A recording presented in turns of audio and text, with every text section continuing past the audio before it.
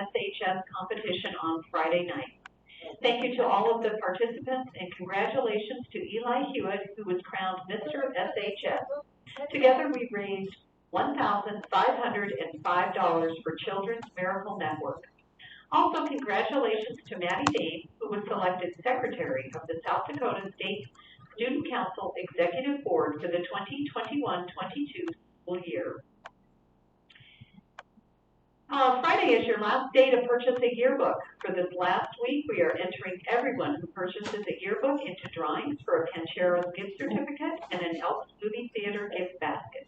Purchase your yearbook at justins.com. Seniors, to audition for commencement speaker, pick up an application from Mr. Bradley in room 316. Wow. To be considered, applications must be returned to Mr. Bradley by Monday, April 26th, along with a typed copy of your graduation speech. Only seniors who have submitted typed copies and applications by the state will be considered. See Mr. Bradley with any questions. Juniors and seniors, volunteers are still needed to help set up the senior prom on Friday from 8 o'clock until decorations are completed. You must complete a permission slip to volunteer. You can pick up one today in room 516 or room 520. Permission slips must be signed and returned to Mr. Norcross no later than Wednesday to be able to volunteer for the setup. A pizza lunch will be provided. Do you still need a prom dress or tuxedo shirt? Hippie Haven is holding a free prom event for the whole month of April. There will be free dresses at Hippie Haven. Anyone is welcome to select dresses, accessories, and shoes Mondays through Saturdays, 10 a.m. to 6 p.m. Seniors, reminder that the scholarship forms for honors convocation are due Monday, April 19th at 4 o'clock. Forms received after this date may not be included in the printed program. Please see Larissa in Student Services with any questions. And once again, seniors, prom ticket sales have been extended through the end of the day today. That's 3:30 today. If you are taking someone from outside of RCAS, you need to have a permission slip signed and returned by 3:30 today. It's $20 for an individual and $35 for a couple. You are now invited to stand for the Pledge of Allegiance. I pledge allegiance to the flag of the United States of America, to the republic it stands, one nation, under God, indivisible, with liberty and justice. You can have your books and your study guides out and your cell phones away.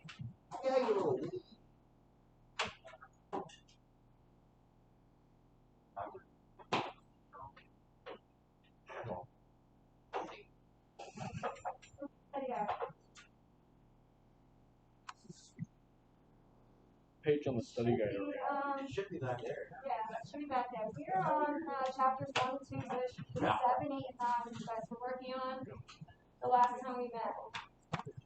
Oh, you got your last one.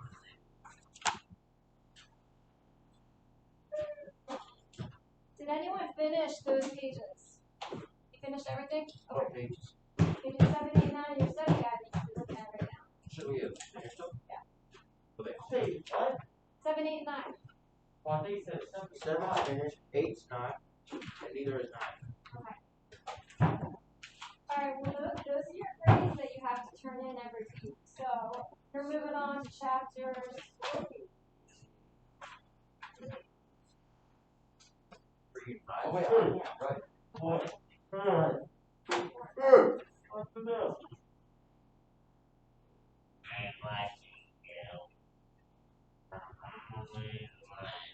How many more do you have left?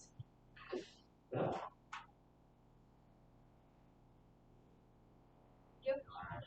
Alexis, how about you? Makes sense. That's really good though. Okay. What? Your cell phone should be away. What is that? Refill in slips to go to the office. Really? Why'd you do that? Because there are a couple people not getting off their cell phones, not getting stuff. So I'm holding on to them. I'm being nice and not doing it now. Wait, I'll do nice now. I don't know. Yes. Of course I. Pulls his phone out. You don't want to do thoughts.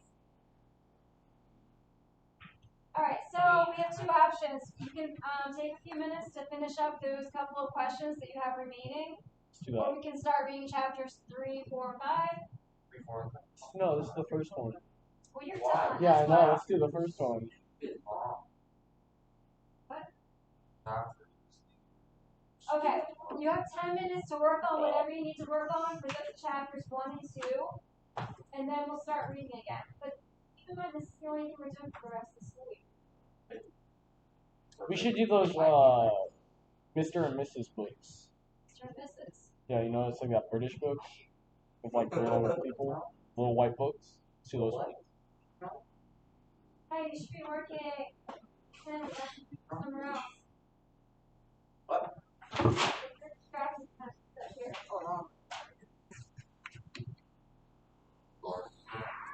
I'm a distraction. I'm not distracted. I'm not a distraction.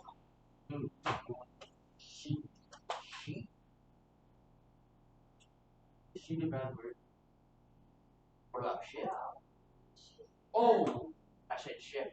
God. Savannah? Alright, you guys should be working. If you're not going to take this time to work, then you're going to listen to it on and on and on and on. I'm gonna have that.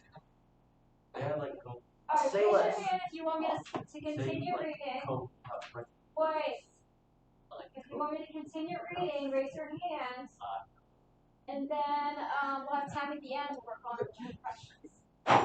So raise your hands. Does anyone want me to continue reading right now? So we have 2? Okay, so you have 10 minutes to work on your questions.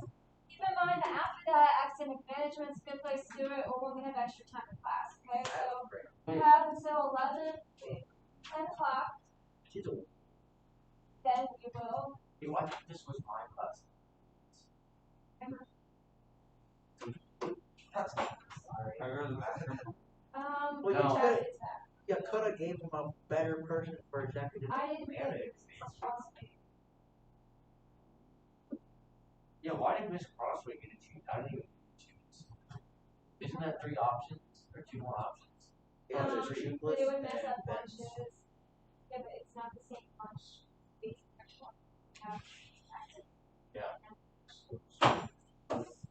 No, so you gotta go with me. Go for next. Yeah. It was Fernando. Not Sean.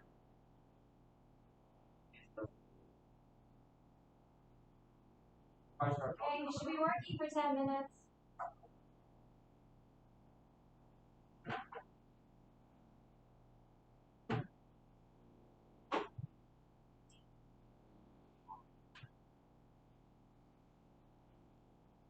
And there's only. Oh, yeah. She's so. Bueno.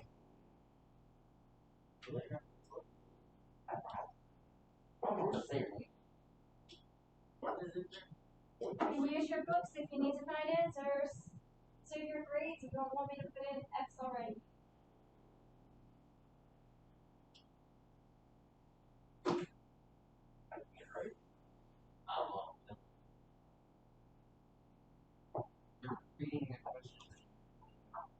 Yeah, but I was sleeping.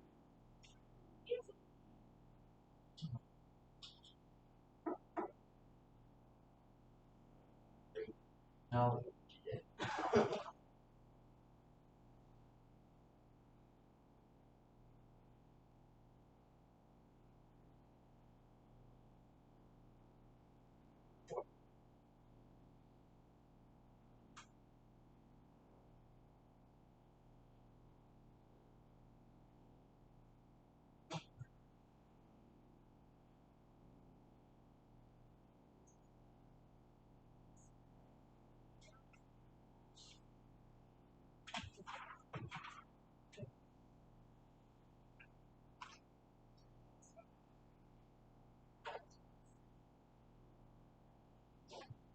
Wait, what page? What page is on my exam? Huh? In chapters 1 and 2. You just said that. I need a page. That's It says okay. the instruction. I ain't reading through the whole book again. Or it can come from your memory. Read. What's the memory? Those are about to be No, we're not. No, Sophomores and or juniors. no, I'm a junior. Or freshmen again, I don't know. Freshman. I can't write. I'm a freshman. I know, today. can't, right? Discuss it with. He goops off. Little wiener. Oh. Honey slip. Slip, bro. I haven't got one ever. The last time I got one of them was when I was fifth He grade. sent, I want to know which pages these are, not just the chapter. but he should not, should, back story or I don't have them. What if I wasn't paying attention? have to pay attention. What's up? Book? I just want to sleep. Don't want to fail the last I failed every other. very fast. No. Do I still have an A in this one? This one, she already gave me an assignment to do. Yeah. You have to do a report every Friday. Hi there, Howdy. how you doing? Good, how Hey, are you you want guys? to read this book for us? For you? Yeah. How would that work? I read the book and then I with empathy you all the information in the book? Oh, you read it out loud so I can think the answers. Oh. I already read it out loud with. Yeah, but I wasn't paying attention. So, Then why would you pay attention to my reading? You have a louder voice. Oh. I was very loud. Oh my god. I just wasn't paying attention. Hey, shut up and do your letter. Wow. That was like, I don't know where that came from. It was awesome. You should be a teacher. Yeah, I'd be a dope. I'd be a dope. Teaching is a lot harder than I thought. I started karate chop. Your dad? Karate chop? Do your homework right on top of the Your dome. job. Right on top Yeah, of maybe the it would.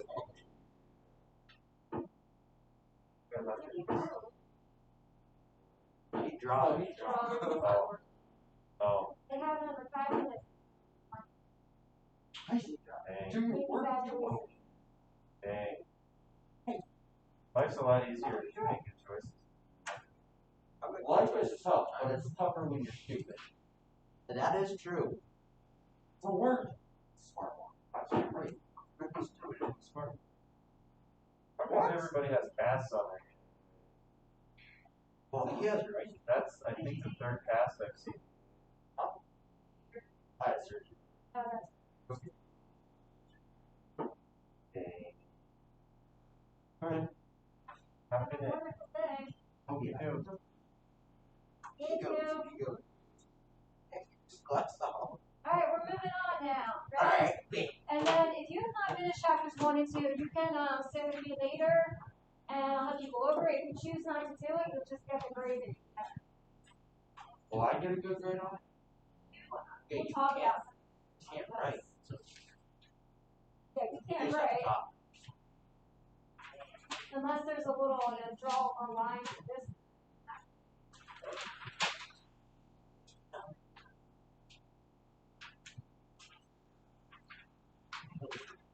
Alright, we're on chapter 3, so is anyone going to help me read today? Where is Wow, yeah. I think that whole fucking deuce. Right? How do you know he's taking that deuce? What else would you put out? Like, you know, yeah, he's right. Right. Guess we can't start with the top yet. We're starting. It's lost. Okay, here on page 40, Chapter 2. chapter 3. See, I was on the right chapter. Kate said I was wrong. So, Or if you you- remember correctly, Wow. when we read last week, it was chapters 1 and 2. They were talking about the city. You were 12 years old when you stopped school. You were assigned a job. The one girl, the woman named 12. Lena, she got assigned some job underground that she didn't want. But Right. So we're starting on chapter 3. yes. And then one of the other boys got assigned messenger, which is the job that she wanted, so they switched. You should be paying attention. So they switched, and then she was going all over town giving different messages to people. And then I think it was the end of chapter 2, she had messages mayor, but she was waiting in the lobby for a while. The mayor was, yeah, she was snooping, and she went up where? To the roof, and then a crowd formed. And then the mayor wasn't very happy, was he? But if she just like What do jumped, you expect from a 12-year-old kid that you make leave? yeah. They're adults at that. No. Well, Well, in this city, Well, they're wrong. stop school 12 and start working completely. I'd rather. Okay, do maybe that. not. I'd rather. I would. I definitely. If I Well, get you my could just degree, be unemployed. That always works. I would much rather. Unemployment money only lasts You for so could be long. like the person that does like insurance fraud Insurance fraud isn't even that bad. or something. What are you guys talking? You'd do it anyways, you know. I'd be a thief. How easy it is. Run laps. Come on, You run still laps have until I 4 do. years of college. I don't want to go to police for college to be a thief. Country goes, run laps until I do. Certified. That's all I mean. Yeah, I'd rather. Yes, I'd rather not. Alright, so, this one is called Under Effort. Wait, what page are we on? We're on 40. chapter 3, page 40. That morning, it had arrived. Already messed up. Shit. That morning, Dune had arrived at the Pickworks full of anticipation. This was the world of serious work at last, where he would get a chance to do something useful. What he learned at school and from his father and from his own investigations, he could put it all to good purpose now. He pushed open the heavy pipeworks door and stepped inside. The air smelled strongly of dampness and moldy rubber, which seemed to give him a pleasant, interesting smell. He strode up a hallway where yellow slippers hung from pegs at the walls. At the end of the hallway was a room full of people, some of them sitting on benches and pulling on knee-high rubber boots. Some struggling with their I'm paying attention. Good update.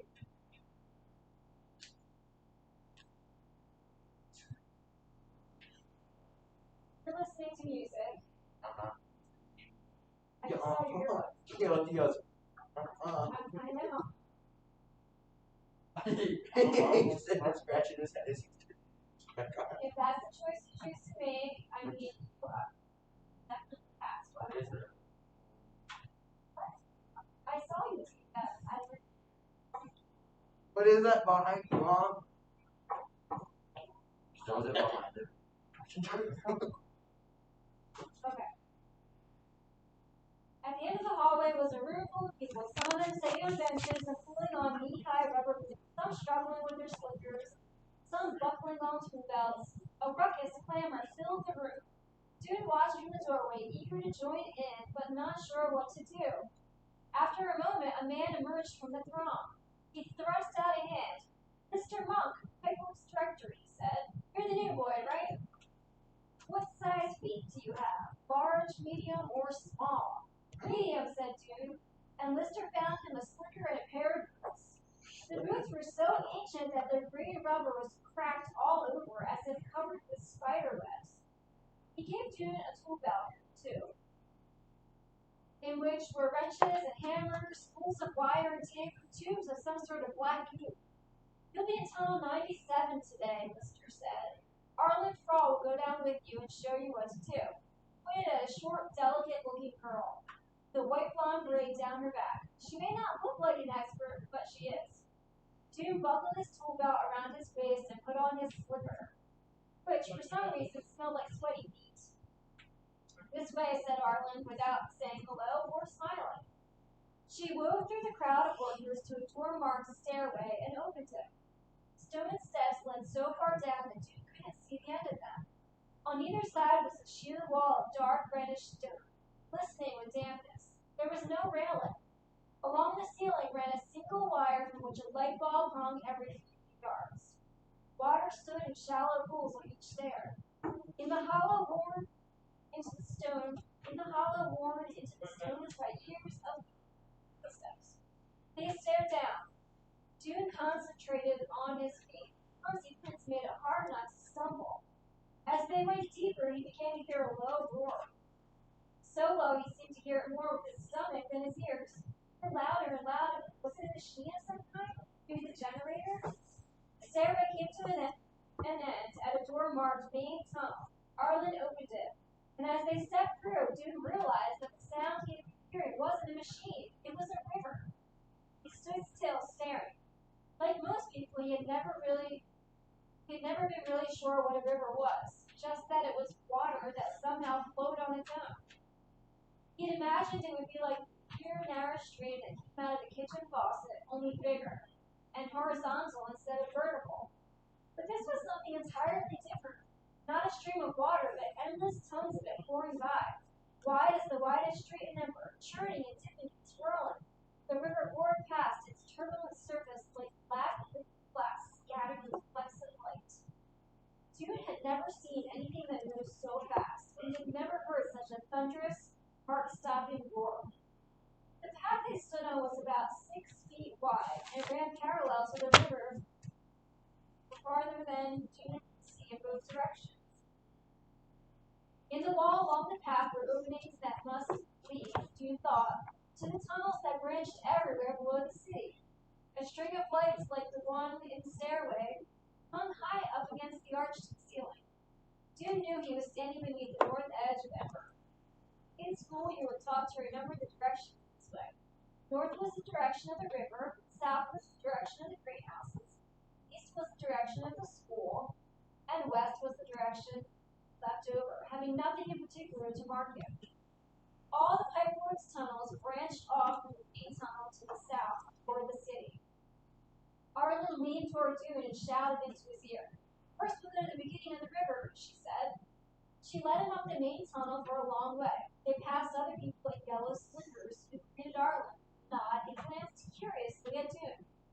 After 15 minutes or so, they came to the east edge of the pipeworks, where the river surged up from a deep chasm in the ground, churning so violently that its dark water turned white and filled the air with a spray that wet Dune's face. In the wall to their right was a wide double door. See that double door there? Arlen shouted, pointed. Yes, Dune shouted back. That's the generator. Can we go in? Of course not, said Arlen. You have to have special permission. She pointed back down the main tunnel. Now we'll go to the end of the river, she said. Yes? Sure. Let's just keep it about. So it's a city underground. He missed it. Pretty boring. Would you rather be reading of Mice and Men? No, I'd rather read something. Let's do Harry Potter. I'd rather read, honestly. Harry Potter. Harry Potter? Ew. We don't have Harry Potter here. That's pretty stuff. Well, Harry Potter's trash. Is there a movie on it? Yes. I don't know. Oh, what's it called? City number. What's it called? Okay. Where does it go? Dune asked. Arlen just shrugged. Back into the ground, I guess. Now, let's find Tunnel 97 and get to work. She pulled a folded piece of paper from her pocket. This is the map, she said. You have one in your pocket, too. You have to use the map to find your way around in here. The map looked to Dune like an immense centipede. The river arched across the top of the page like the centipede's body, and the tunnels dangled down from it like hundreds of long, long legs, all tangled up in each other. To get to Tunnel 97, they followed a complicated route through passageways lined with crusty, rusted pipes that carried water to all the buildings of Ember. Puddles stood on the floor of the tunnel, and water dripped in brown rivulets down the walls. Just as in the main tunnel, there was a string of bulbs along the ceiling that provided dim light. Dune occupied his mind by calculating how far underground he was. From the river to the ceiling of the main tunnel must be 30 feet or so, he thought. Above that were the storerooms, which occupied a layer of at least 20 feet high. So that meant he was 50 feet underground, with tons of earth and rock and buildings above him. The thought made him tense up his shoulders. He cast a quick glance upward as if all that weight might collapse onto his head. So before I continue, we're just going to read chapter 3 now, and then we'll do some vocabulary words, and then you guys can work on chapter 3. Here we are, said Arlen. She was standing next to a leak that spurted a stream of water straight out from the wall. We have to turn the shuttle out, take the pipe apart, put on a new connector, and stick it back together again. With wrenches, hammers, washers, and black goop did this, getting soaked in the process. It took them most of the morning and proved to June that the city was in even worse shape than suspected. Not only were the lights about to fail and the supplies about to run out, but the water system was breaking down. The whole city was crumbling, and what was anyone doing about it? When the lunch break came, Arlen took her lunch sack from a pocket in her tool belt and went off to meet some friends a few tunnels away. You stay right here and wait until I get back, she said as she left. If you wander around, you'll get lost. But June set out as soon as she disappeared. Using his map, he found his way back to the main tunnel, then hurried to the east end. He was going to wait for that special permission to see the generator. He was pretty sure he'd find a way to get in on his own. And he did. He simply stood by the door and waited for someone to come out. Quite soon, a stout woman carrying a lunch sack pushed open the door and walked away. She didn't notice him, but before the door could close again, June slipped inside. Such a horrendous noise met him that he staggered backward a few steps. It was an ear-splitting, growling, grinding, screaming, which shot through with a hoarse, rackety-rack sound and underscored with a deep chug-chug-chug. June clapped his hands over his ears and stepped forward. In front of him was a gigantic black machine, 2 stories high. Now that's not there. 2 stories high. It was vibrating so hard it looked as if it might explode any second. Several people wearing earmuffs were busy around it. None of them noticed him come in. He tapped one of them on the shoulder, and the person jumped and whirled around. He was an old man, June saw, with a deeply lined brown face. I want to learn about the generator, June screamed, but he might as well have saved his breath. No one could be heard in the uproar. The old man glared at him, made a shooing motion with his hand, and turned back to work. June stood and watched for a while. Besides the huge machine were ladders on wheels that the workers pushed back and forth and climbed up onto to reach high parts. All over the room, greasy-looking cans and tools littered against the walls stood big bins holding every kind of bolt and screw and gear, lever and rod and tube, all of them black with age and jumbled together. The workers scurried between the bins and the generator or simply stood and watched the thing shaking. After a few minutes, June left. He was horrified. All his life he had studied how things worked. It was one of his favorite things to do. He could take apart an old watch and put it back together exactly as it had been. He understood how the faucets in the sink worked. He'd fixed the toilet many times. He'd made a wheel part out of the parts of an old armchair. He even had a hasty idea of what was going on in the refrigerator. He was proud of his mechanical talent. There was only one thing he didn't understand at all, and that was electricity. What was the power that ran through the wires into the light bulbs? Where did it come from? He had thought that if he could just get a look at the generator, he would have the clue he needed. From there, he could begin to work on a solution that would keep lights of ember burning. But one glimpse of the generator showed him how foolish he was. He'd expected to see something whose workings he could understand, a wheel turning, a spark being struck, some wires that fed from one point to another. But this monstrous roaring thing, he wondered if anyone understood how it worked. He looked as if all they were doing was trying to keep it from flying apart.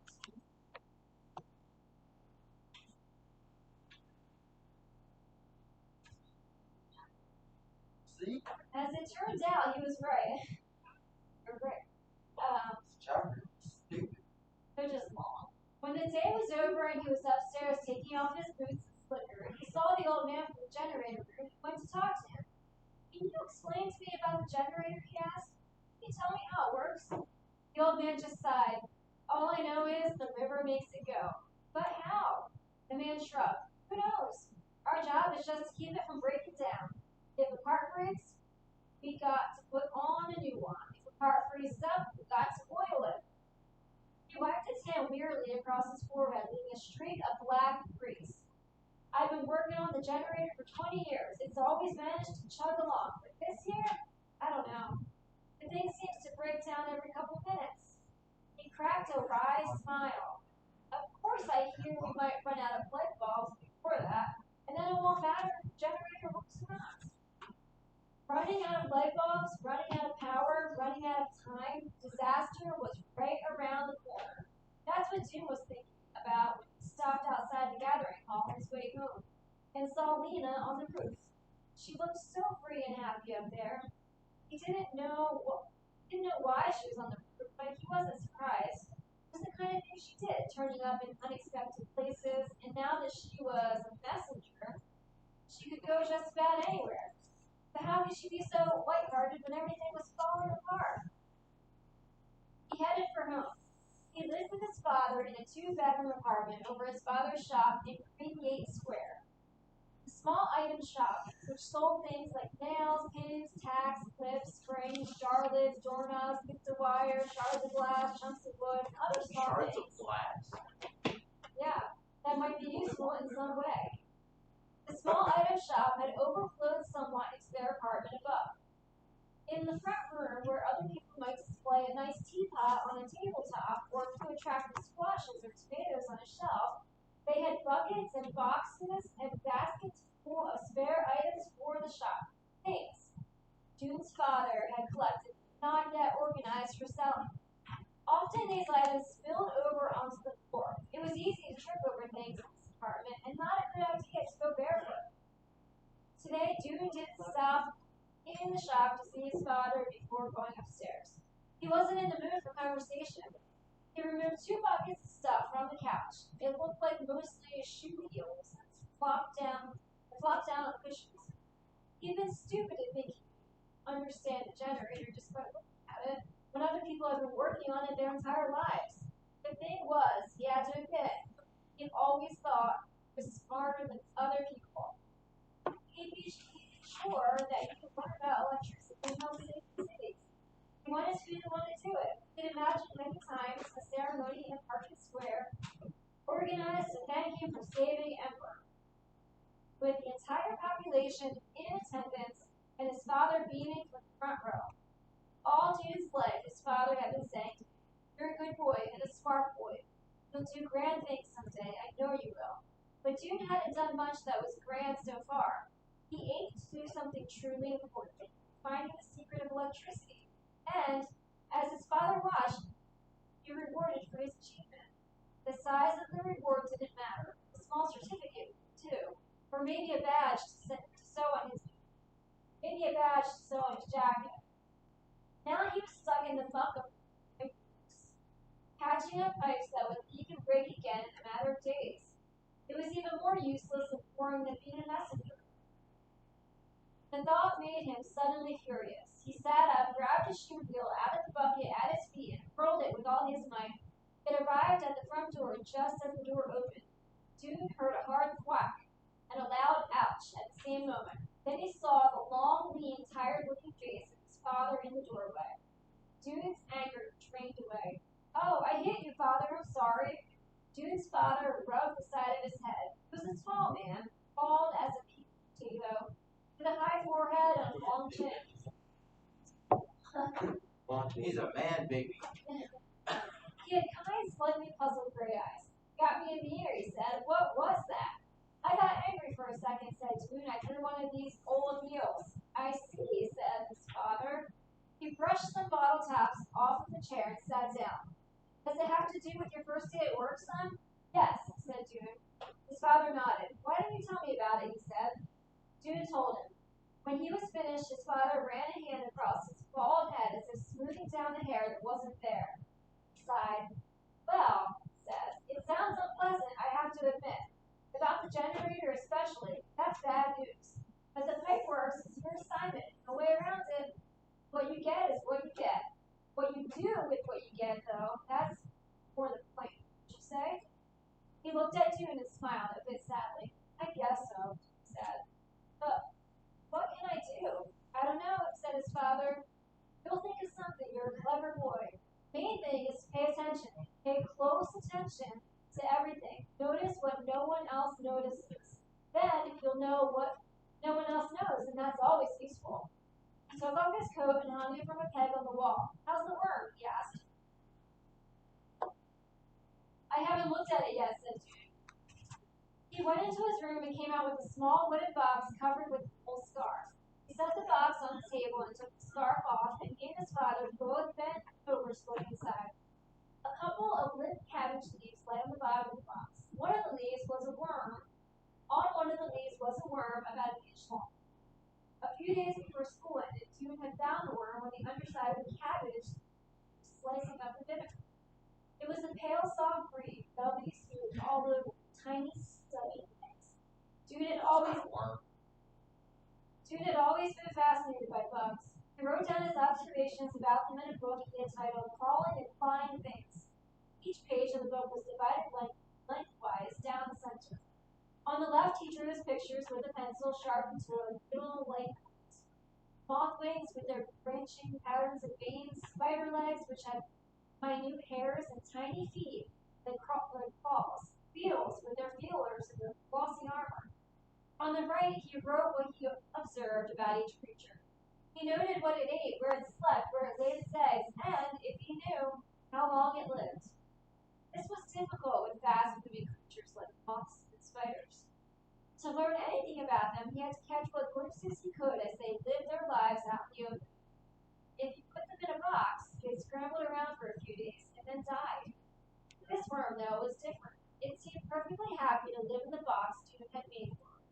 So far, it did only 3 things: eat, sleep, it looked like sleeping, though June couldn't tell if the worm closed its eyes or even had eyes, and expel tiny black poop balls. That was it. I've had it for 5 days now, said June. It's twice as big as it was when I got it. It's eaten 2 square inches of a cabbage leaf. You're writing all this down? June nodded. Maybe, said his father, you'll find something interesting new in bugs and you'll find some interesting new bugs in the pipeworks. Maybe, said June. But to himself he said, no, that's not enough. I can't go plodding around the pipeworks, stopping up leaks, looking for bugs, and pretending there's no emergency. I have to find something important down there, something that's going to help. I have to. I just have to. Okay. We're going to do some vocabulary. I'm not. You need your laptops for this. Come on.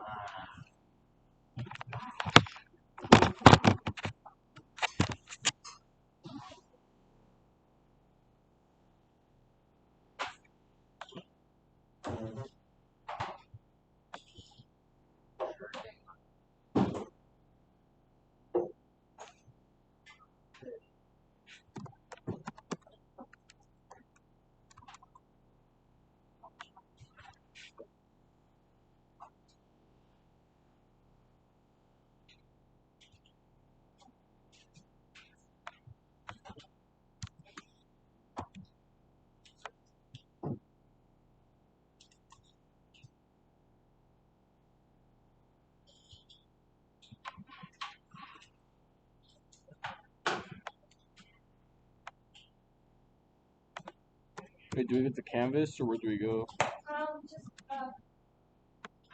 We need a pencil? Yes. Oh, can I steal a pencil?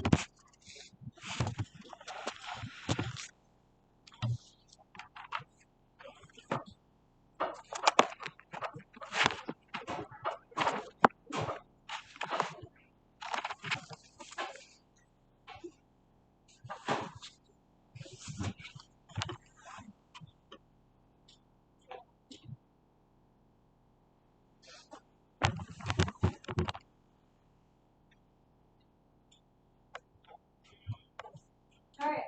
Our first word is ruckus. So we're on page 10 of our study guide. So what they want us to do, I'll read you the sentence and write down what the definition is, and then you're going to actually look up the word and write the real definition. Does that make sense? Okay. I couldn't sleep because there was a ruckus party going on in the next apartment. What do you think ruckus means? Well, Okay, you can write that down. What? Obnoxious. Loud noises that are obnoxious. Okay. So write down what you think your definition is, then we're gonna look up the real one. So go ahead and look it up after that.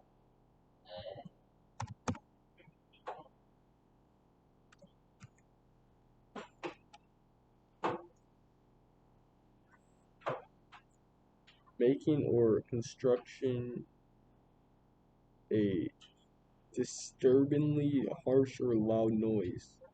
Okay, so the real definition, you're all very close. Disturbingly harsh or loud noise.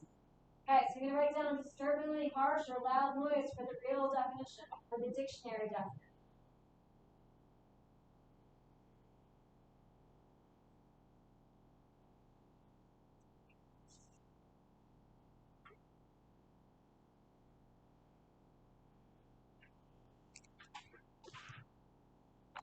So what I'm gonna do for the rest of the words, since Tate can't write, you're gonna be the one that looks up the dictionary definition. Okay, that's gonna be your participation. Okay. All right, so are you ready for number 2? You still writing? Don't tell us until it's time. Okay. Number 2, the word is turbulent. The boat kept bouncing up and down and side to side as it sailed through the turbulent waters. What do you think turbulent means? Okay. You can write down rough for your definition. And then Tate is going to look up the dictionary definition and tell us what it means. This is an easy 100 if you guys actually do this. Don't take it down.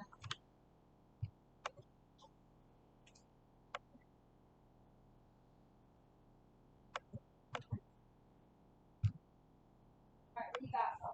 Moving steadily, or, yeah, or like, Okay, moving unsteadily or violently.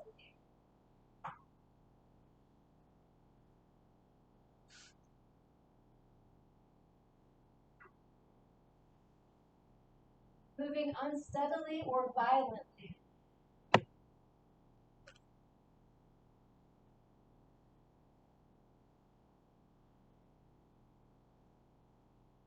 All right, our next word is chasm.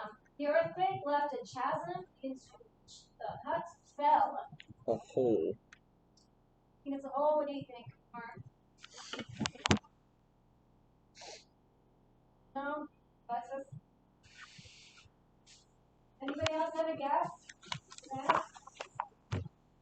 Jason? What? what's the word again? Chasm. So the sentence is, the earthquake, don't look it up, he's the looker up. Or not? The earthquake left a chasm into which the hut fell.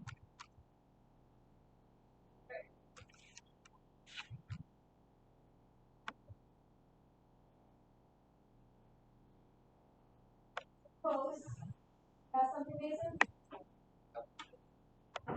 The definition is Tate's job since he can't write. Oh. Alright, so don't say the definition. That's him. So Jack said whole. So if you want to use whole as your definition, that's fine. What do you have for the real definition? A deep fissure Deep fissure is also a deep crack. in the earth. So it's a deep crack in the earth. Where's there a deep crack? When there's an earthquake.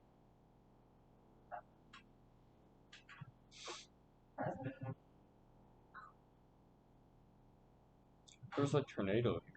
Yeah. Yeah. They don't have much tornadoes here. Don't have any. Alright, number 4. Every member of the board was in attendance at the meeting. What does it mean, in attendance? There. Present. Present, there, with, what right? What are we putting? Present, there. Third, four? And what's the real definition?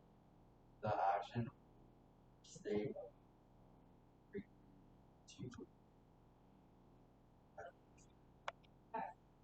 So the actual definition is being present.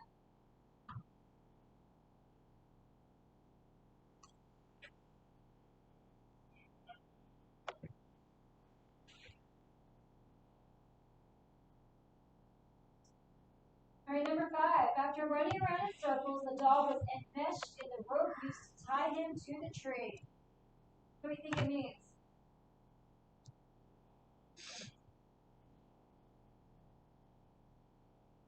Like Dog, what? wrapped up or tied up. Wrapped up, sat down, trapped, whatever you want to do for your definition.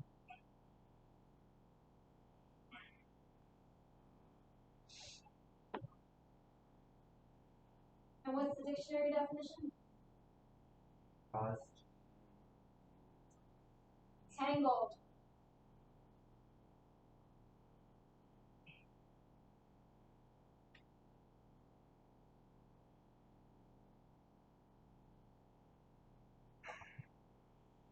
All right, number 6. People often become disagreeable when they are tired. What does disagreeable mean? Someone besides Jack. Like, can you define it without using the word in it? Without using disagree. Jason, what do you think? Disagreeable.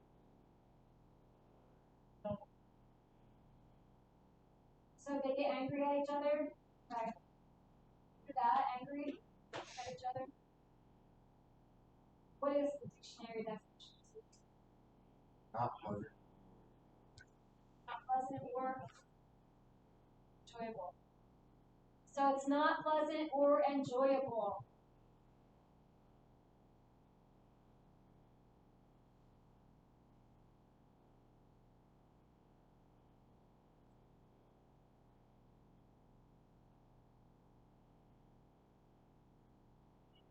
Number 7, after she awoke from the surgery, she was speaking incoherently. What do you think it means?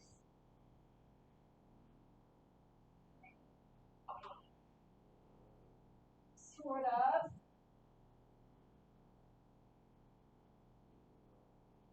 Does everyone write down what they think?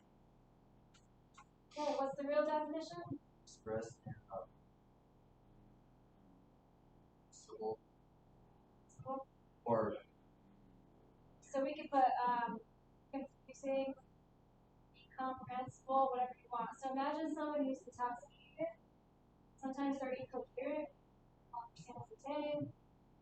Confused.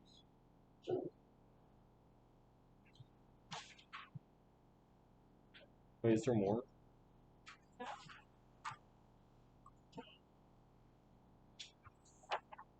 Okay, your job now is to get page 7, 8, and 9 done.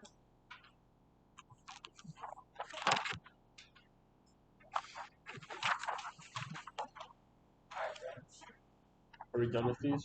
No, leave it out because if everyone finishes, we'll go into chapter 4. Move cell phones away. You're working on page 7, 8, 9.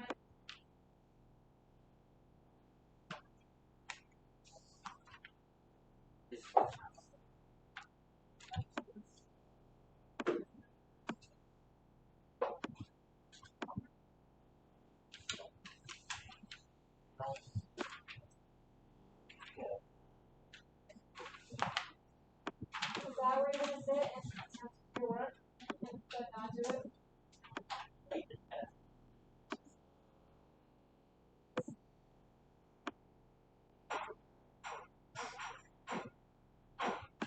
Can I text my mom real quick?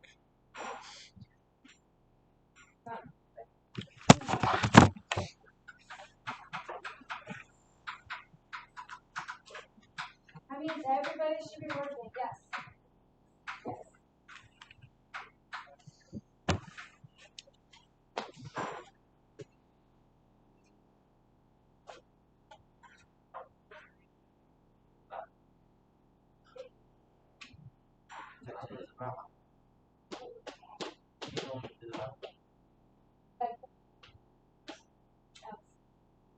use that bathroom. Sit down there. Sit.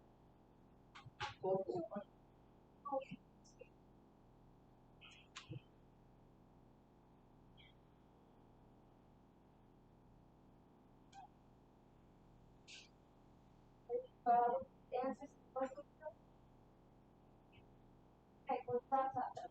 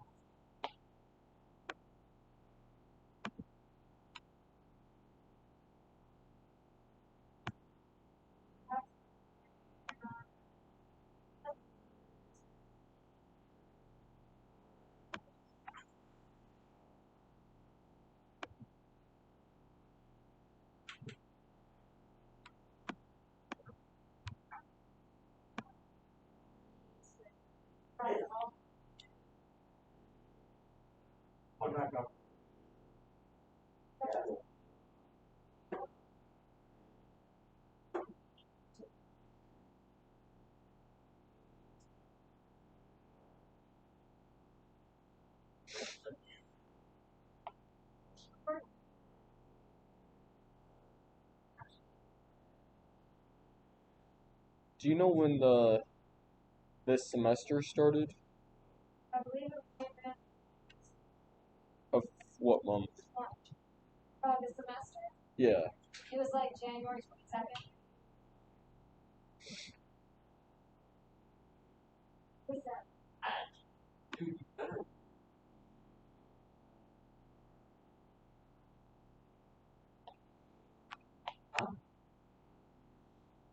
Or you just under that.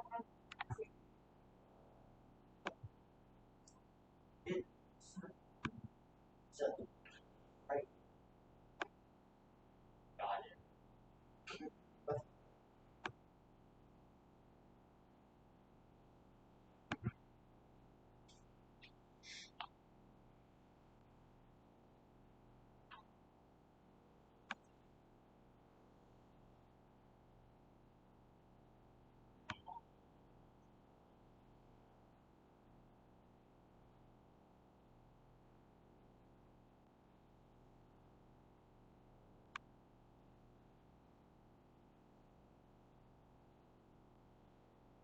but I think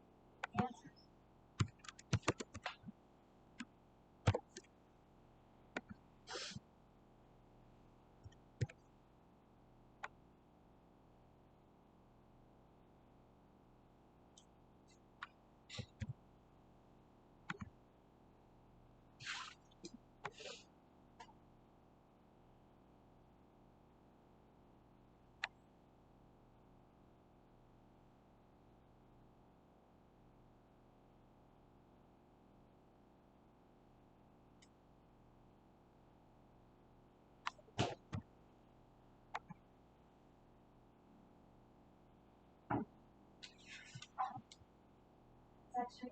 Chocolate.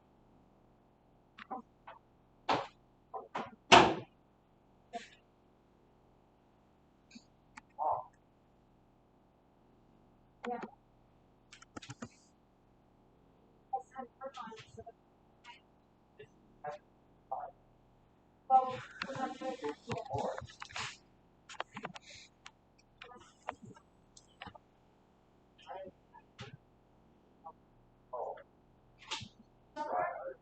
I'm going. Say chapter 1, 2.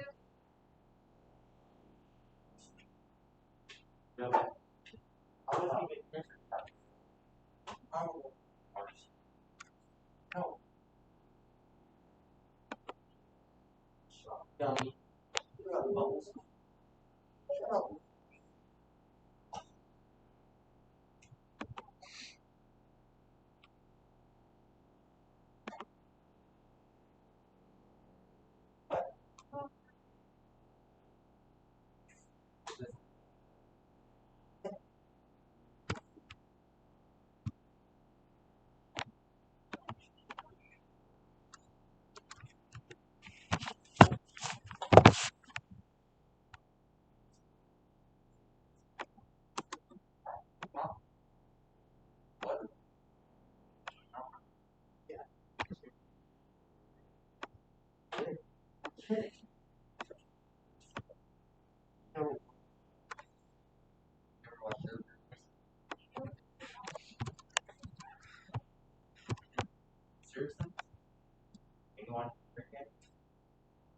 Have you seen the In-Betweeners?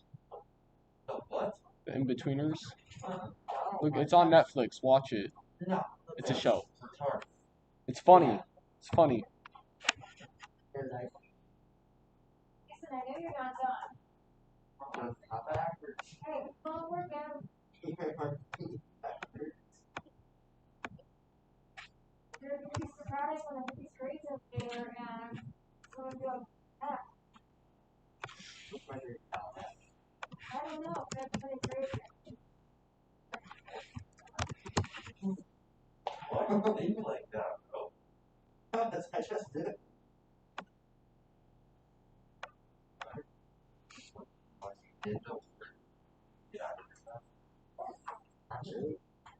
What? The time goes the same speed no matter what. That's true. And yeah, it's yeah, you don't have to like learn. Means, Mason, someone has to repeat the class, you'll, like, fail a lot of classes, you'll have to repeat. Oh, how many classes? Hey, that's what summer school's for. How many classes?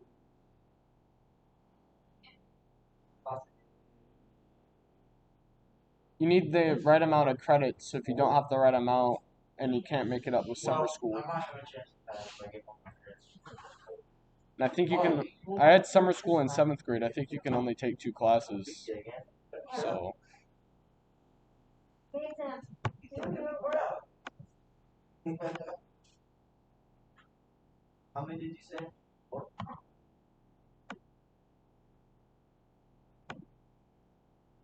It's 3.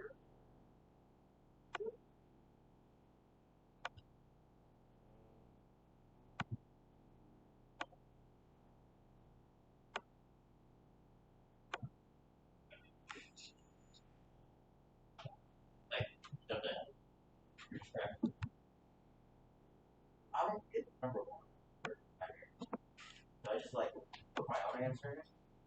On what page? 8.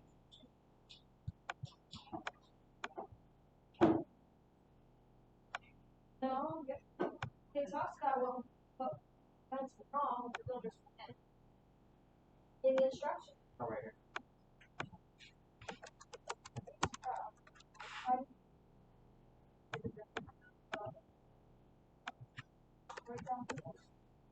The data.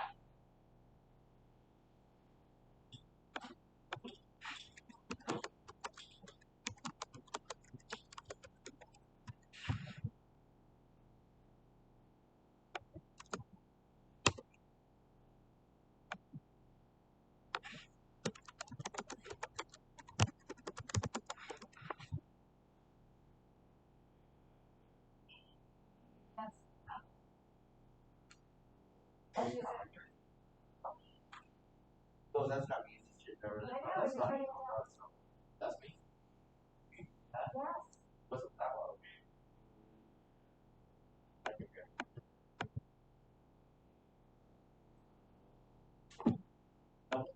Oh, the- Have to work on this, because there will be going in. No, Or,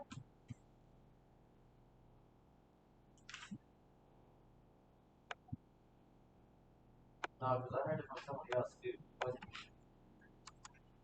who else is listening? I don't like Actually, not listening.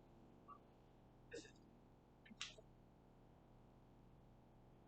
that doesn't sound like a book. that's definitely a book. Oh yeah.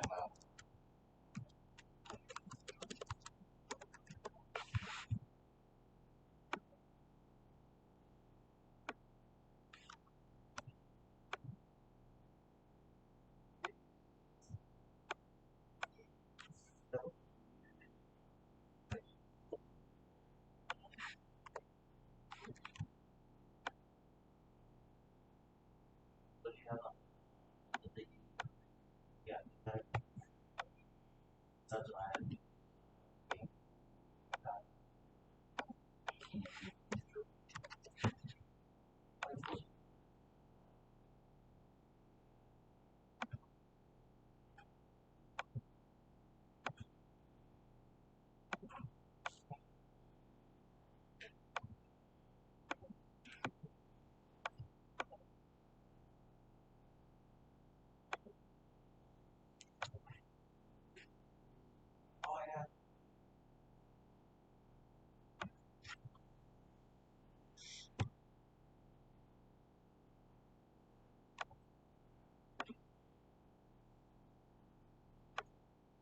you guys turn that down. You don't have to work.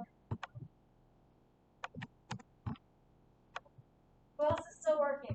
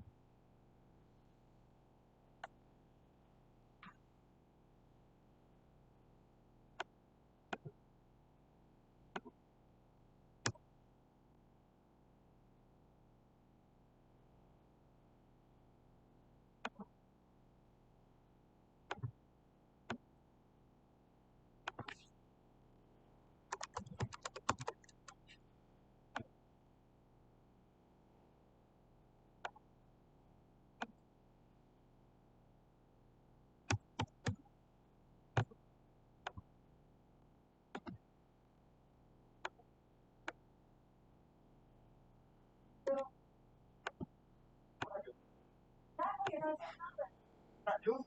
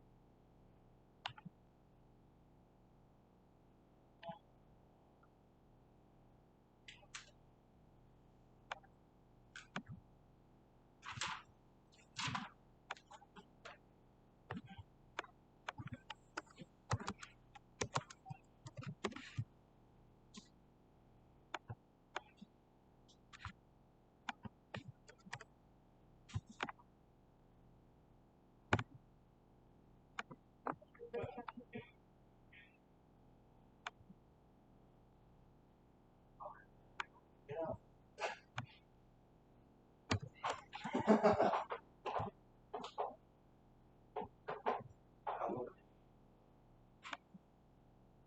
well, it looks like most everyone is done, so we're gonna start reading the next chapter. Yeah, I only have 2 questions left. Can you finish the other page? Was there a third page? I only have 5 questions. So what page do you want? I want 8. I think you have page 9 also. Oh, that's stupid.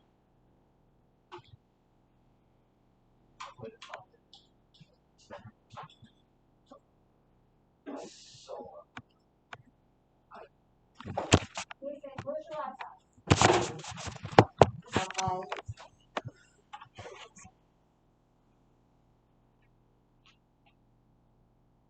This music is way too loud.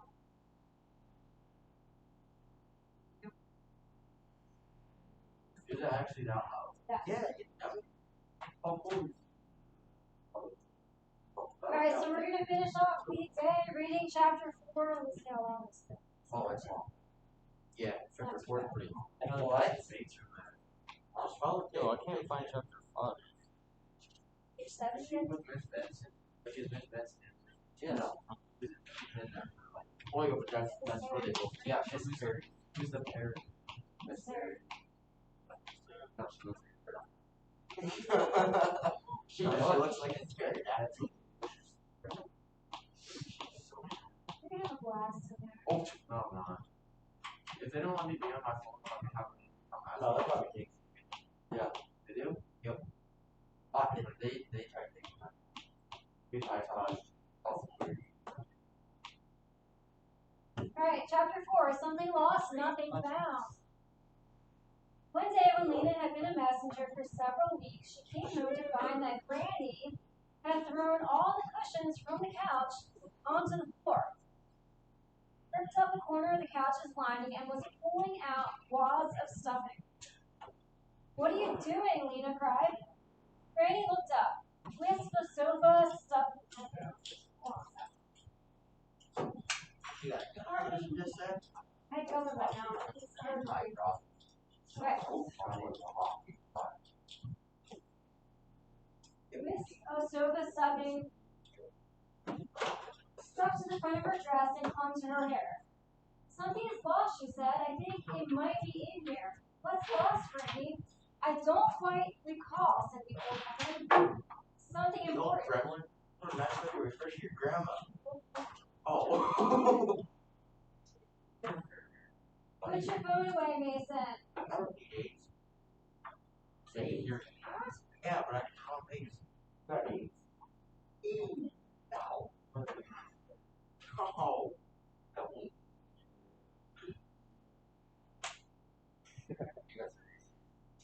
You're no better But than Granny, AIDS. you're ruining the couch. What will we sit on? Granny tore a bit more of the covering off the couch and yanked out another puff of stuffing. It doesn't matter, she said. I'll put it back together later. Let's put it back now, Lena said. I don't think what's lost is in there. You don't know, said Granny darkly. But she sat back on her heels, looking tired. Lena began cleaning up the mess. Where's the baby? She asked. Granny gazed at Lena blankly. Baby? You have forgotten the baby? Oh, yes. I think she's down in the shop. By herself? Lena stood up and ran down the stairs. She found Poppy sitting on the floor of the shop, enmeshed in a tangle of yellow yarn. As soon as she saw Lena, Poppy began to howl. Lena picked her up and unwound the yarn, talking soothingly, though she was so upset that her fingers trembled. For Granny to forget the baby was dangerous. Poppy could fall downstairs and hurt herself. She could wander out into the street and get lost. Granny had been forgetful lately. It's Alzheimer's. But this was the first time she'd completely forgotten about Poppy. She just might. When they got upstairs, Granny was kneeling on the floor, gathering up the white tufts of stuffing and jamming them back into the hole she made in the couch. It wasn't in there, she said sadly. What was it? It was lost a long time ago, said Granny. My father told me about it. Lena sighed impatiently. More and more her grandmother's mind seemed caught in the past. She could explain the rules of pebble jacks, which she last played when she was 8, or tell you what happened at the scene when she was 12, or who she danced with at the floating square dance when she was 16, but she would forget what happened the day before yesterday. They heard him talking about it when he died, she said to Lena. They heard who talking? My grandfather, the 7th mayor. And what did they hear him say? Ah, said grandmother with a faraway look. That's the mystery. He said he couldn't get at it. Now it is lost, he said. But what was it? He didn't say. Lena gave up. It didn't matter anyway. Probably the lost thing was the old man's left sock or his hairbrush.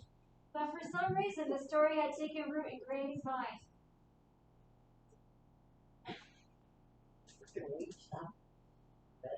The next one.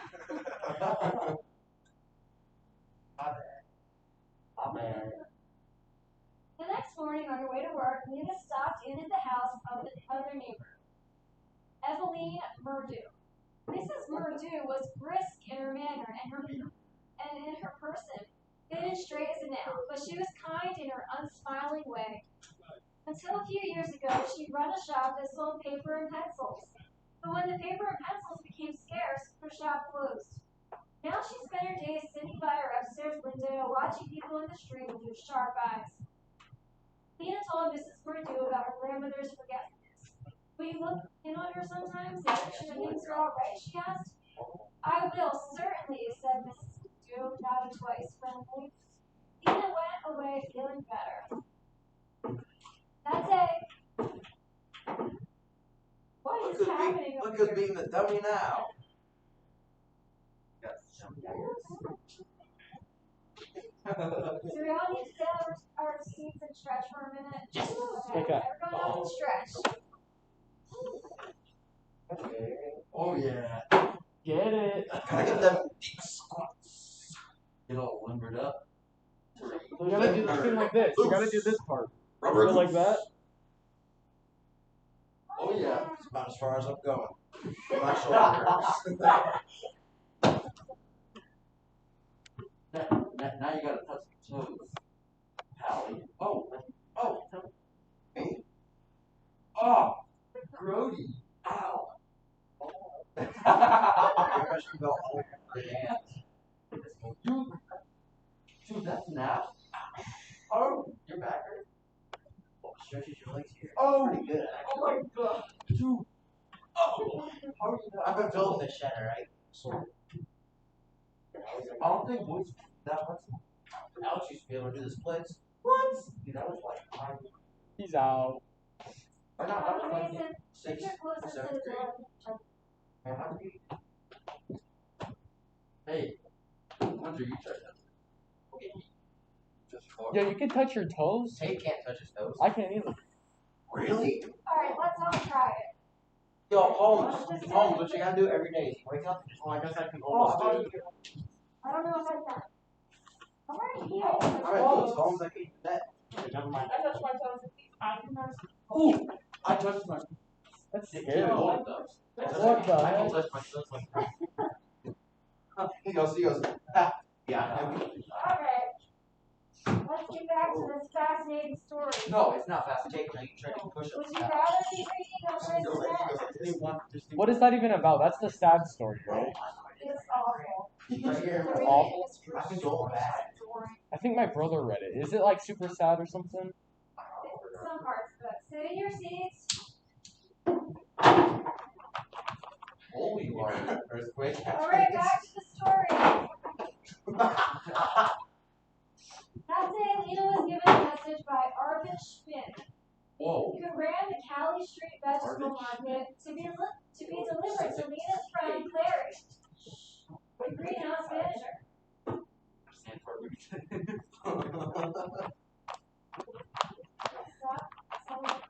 No, this is hydraulics. Yes, Sam. Alright, guys, we really have to get through this, okay? I have 2 write-up slips right here. Backfired. They're already filled out. Who are they for? No. No. Nina was glad to carry this message, though her gladness was mixed with a little sadness. Her father had worked at the greenhouses. It still felt strange not to see him there. The 5 greenhouses produced all of Ember's fresh food. They were out past Green Gate Square, at the farthest edge of the city. Nothing else was out there but the trash heaps, great moldering.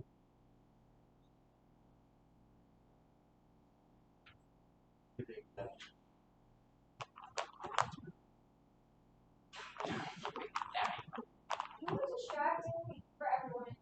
Oh, I just let him know. Well, I didn't even. Who's talking to me? I know. Yeah.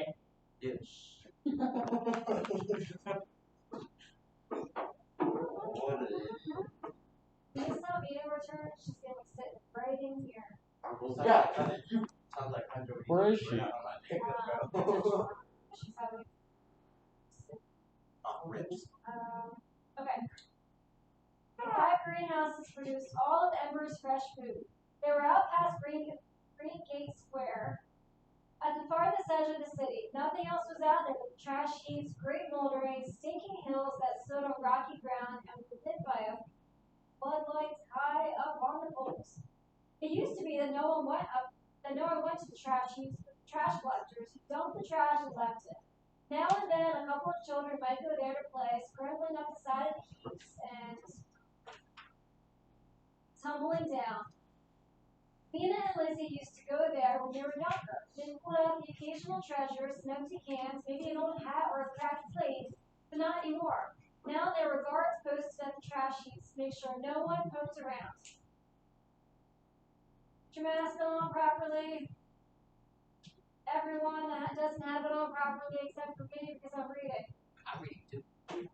You want to read the rest of this? Do it. No. Do it. You won't. You gotta do it. 12 pages? I'll read. You can still I have to hold see it. I'll hold it for you. Put it on the table like this. What are you holding?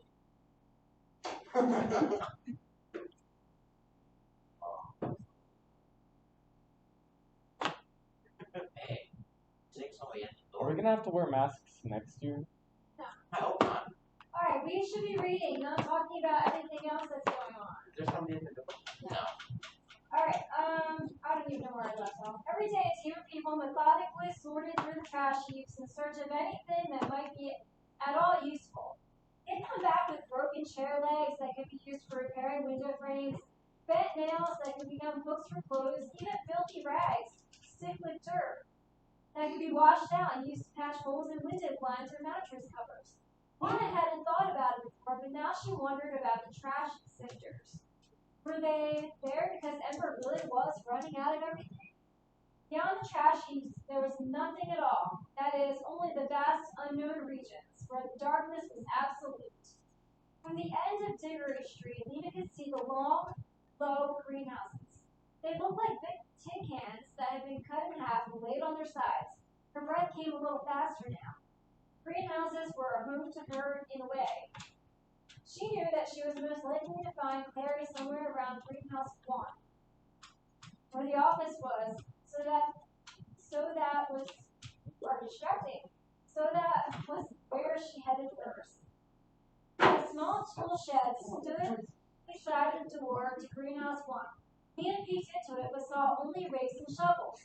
So she opened the greenhouse door. Warm, furry-smelling air washed over her, and all her love for this place came rushing back.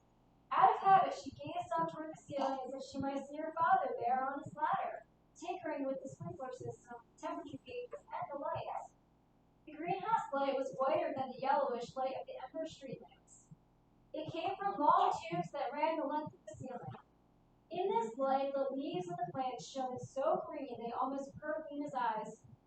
On the days when she'd come here with her father, Nina had spent hours wandering along the gravel paths that ran between the vegetable beds, sniffing the leaves, poking her fingers into the dirt, and learning to tell the plants apart by their look and smell.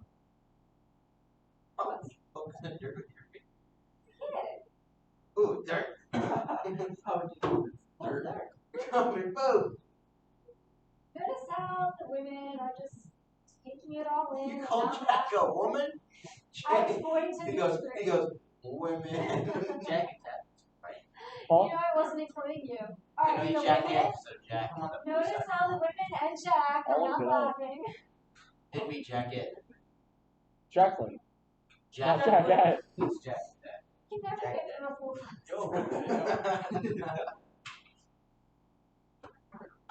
Jacket sounds like a jack It's it. only Monday. Oh, it's Tuesday. Bro, I thought it was Thursday this morning. Alright, there were the beans and peas with their curly tendrils, the dark green spinach, the ruffled lettuce, and the hard, pale cabbages, some of them as big as a newborn baby's head. What she loved best was to rub the leaves of the tomato plant between her fingers and breathe in their pungent, powdery smell. A long, straight path that led from one end of the building to the other. About halfway down the path, Clary was crouching by a bed of carrots. Nina ran toward her. Clary smiled, brushed the dirt from her hands, and stood up. Clary was tall and solid, with big hands and knobbly knuckles. Sometimes it size me up. It's like, I'm doing She had a science. square jaw and square shoulders and brown hair cut in a short, squarish way. You might have thought from looking at her that she was a gruff, unfriendly person, but her nature was just the opposite. She was more comfortable with plants than with people. Nina's father had always said. She was strong but shy, a person of much knowledge but few words. Nina had always liked her. Even when she was little, Clary did not treat her like a baby, but gave her jobs to do. Pulling up carrots, picking bugs off cabbages. There's nothing inappropriate. We're trying. We're really It's bored. literally impossible. This book is stupid and boring. The other option is of mice and men. We should have done a movie first. Yeah, because I like doing the movie first. So This is what we're going to do with the mice and men. We're going to take an intermission. I'm going to read you the first page. And you tell me what you think. I just say no. Well, you guys are paying attention. I get it. Yay! Ready for this masterpiece? that is so sad. Oh. Heck no. All right, everybody listen. I'm so excited. Why is it look so excited? Because the words are so tiny. Wait. Hunter's used to that nice. Look. A few miles south of Soledad, the Salinas River drops in close to the hillside bank and runs deep and green. The water is warm too, for it is slipped twinkling over the yellow sands in the sunlight before reaching the narrow pool. And we'll just finish. On one side of the river, the golden foothill slopes curve up to the strong and rocky Gazillion Mountains. But on the valley side of the water is lined with trees, willows, fresh and green with every spring, carrying in their lower leaf junctures the tree of the winter play. There's too many words in that book. I thought so. That's why I went with this book. Hey, Which what one's is longer? a picture book? Let's see. How This long's one's the longer, but this has it's more complicated. how long is that audio book she's listening to? It's been like 3 weeks, That's and there's a lot of things. So if we were to read this, we would have to have lessons about racism, sexism, ageism, ableism, all of that before we read it. Sure, I can do that. Oh, imagine that.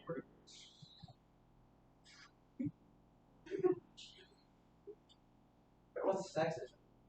It's back when this book was written, women didn't have a lot of rights, so Wait, it's didn't they just like finally get military like 2016?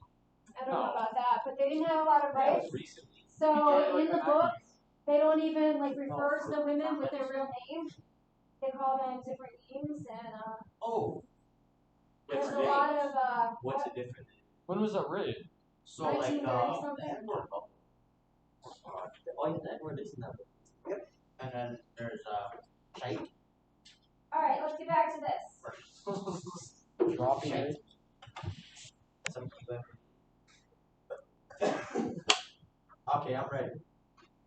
Well, said Mary. She smiled at Lena, wiped her hands on her already grimy pants, and smiled some more. Finally, she said, "You're a messenger." "Yes," said Lena, "and I have a message for you. It's from Arvin Schwinn. Please add 4 extra crates to my order, 2 of potatoes and 2 of cabbages." Clary frowned. "I can't do that," she said. "At least I can send him the cabbages, but only 1 small crate of potatoes." "Well," asked Lena. "Well, we have a sort of problem with the potatoes." "What is it?" asked Lena. Clary had a habit of answering questions in the briefest possible way. You had to keep asking and asking before she would believe you really wanted to know and weren't just being polite. Then she would explain, and you could see how much she knew and how much she loved her work. "I'll show you," she said. She led the way to a bed where the green leaves were spotted with black. "A new disease. I hadn't seen it before. When you dig up the potatoes, they're runny inside instead of hard, and they stink. Why would the potatoes? They're rotting." Ew. Rotting tomatoes reek. Or potatoes.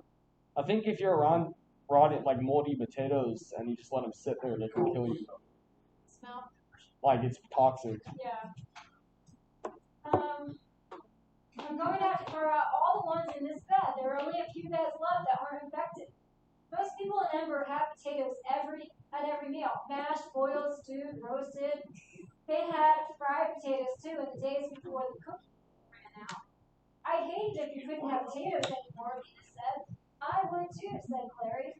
They sat on the edge of the potato bed and talked for a while about Lena's grandmother and the baby, about the trouble Clary was having with the beehives, and about the greenhouse sprinkler system. It hasn't worked right since. Clary hesitated and glanced sideways at me. "For a long time," she said. She didn't want to say since your father died. Lena understood that. She stood up. "I should go," she said. "I have to take Arvin Swin." He answered to his message. "I hope you'll come again," said Clary. "You can come whenever. You can come any time," Lena said. "Thank you," and turned to go. But just outside the greenhouse door, she heard running footsteps and a strange, high, sobbing sound. Or rather, she heard sobs, and then a wail, sobs, and then a shout, and then more sobs, getting louder, louder. Yelling, like yelling. Oh. She looked back toward the rear of the greenhouse and toward the trash heaps. "Clary," she called, "there's something." Clary came out and listened too. "Do you hear it?" "Yes," said Clary. She frowned. "I'm afraid it's someone who..." She peered toward the crying noise. "Yes, here he comes." Her strong hand gripped Lena's shoulder for a moment. "Better go," she said. "I'll take care of this." "But what is it?" "Never mind, just go on." But Lena wanted to see. Once Clary had walked away, she ducked behind the tool shed. From there she watched. The noise came closer. Out beyond the trash heaps, a figure appeared. It was a man running and stumbling, his arms flopping. He looked as if he was about to fall over, as if he could hardly pick up his feet. In fact, as he came closer, he did fall. He tripped over a hose and crumpled to the ground as if his bones had dissolved. How do you cover a hose? Larry stooped down and said something to him in a voice too low for Lena to hear. Must have been Tommy. The man was panting. When he turned over and sat up, Lena saw that his face was scratched and his eyes wide open in fright. His sobs had turned into hiccups. She recognized him. It was Sage Morrall, one of the clerks in the supply depot. He was a quiet, long-faced man who always looked worried.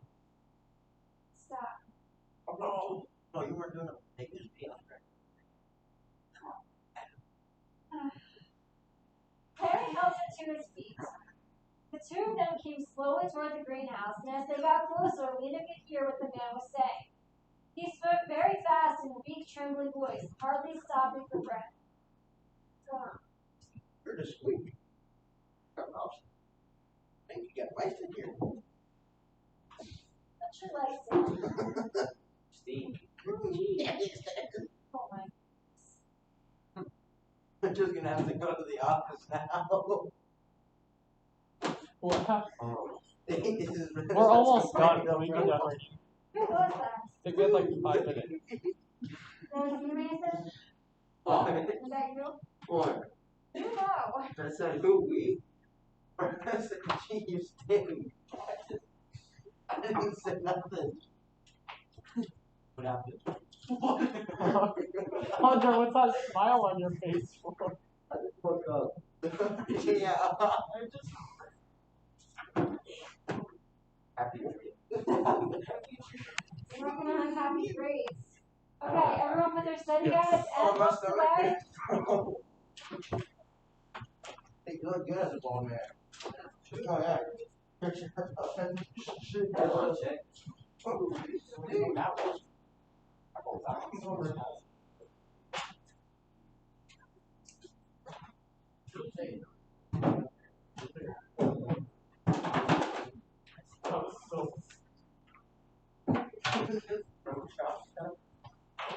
What up?